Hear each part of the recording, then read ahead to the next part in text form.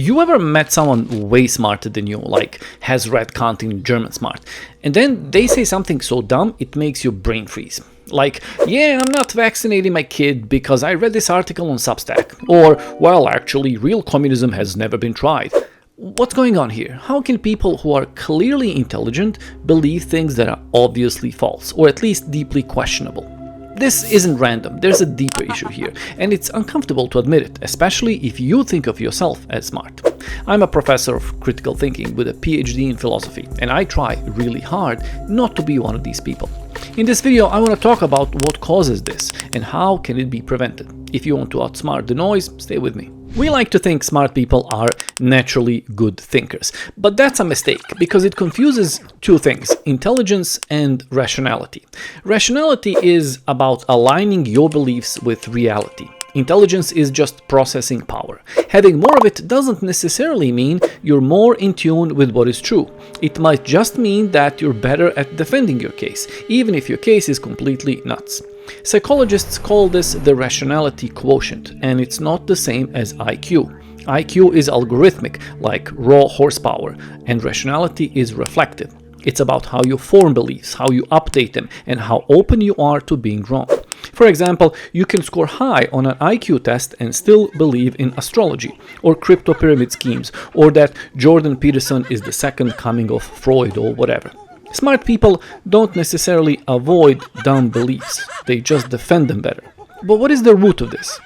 It's something that may be hard to accept. Most people don't reason to find truth. They reason to protect their identity, to justify what they already believe, or to defend what they've already done. This is called motivated reasoning. And guess who's best at it?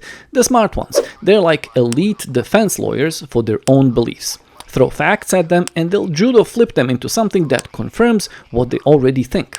They don't test their ideas. They weaponize their intelligence to protect their fragile egos. A good example, the economists during the 2008 financial crash. Literally, some of the smartest people in the world were totally blind to the collapse they helped build. And this isn't just a one-off. Psychologist Philip Tetlock spent decades studying so-called experts, political analysts, economists, intelligence officers, and found something disturbing.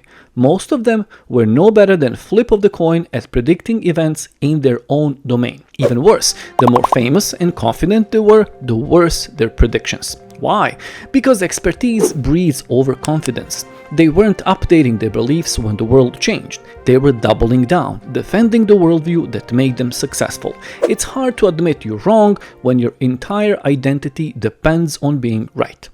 There's another layer to this. Intelligence is also tied to status, academic status, financial status, social status. And smart people, they really don't like losing status. So they build what we call echo chambers. They surround themselves with people who think like them, talk like them, reward the same ideas. Whole careers and communities form around these shared beliefs. And somewhat counterintuitively, the smarter you are, the better you are at rationalizing the rules of your tribe.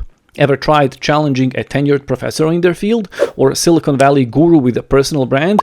Good luck with that. Their incentive isn't to change their mind, it's to defend it, because that's what the prestige and the followers are. And let's not forget the overconfidence. Smart people are used to being right, so when they leave their lane, they bring that same energy. They assume their intelligence is transferable. Well, spoiler alert, it's not. For example, in March 2020, Elon Musk tweeted that the coronavirus panic is dumb and confidently predicted that the US would have 0 new cases by April. That aged like milk. Or take Paul Krugman, Nobel Prize winning economist. In 1998, he predicted that by 2005 or so, it will become clear that the internet's impact on the economy has been no greater than the fax machines. Lol. Being smart in one area makes you feel smart in every area. That's dangerous, and it gets worse. Smart people often love complexity. They trust elegant theories and complicated narratives, even when simpler, dumber ones are true. So here's the bitter truth. Being smart doesn't protect you from dumb beliefs. It might actually make you more vulnerable, because intelligence gives you confidence, rhetorical skill, and a strong identity, all of which can blind you. So what does protect you?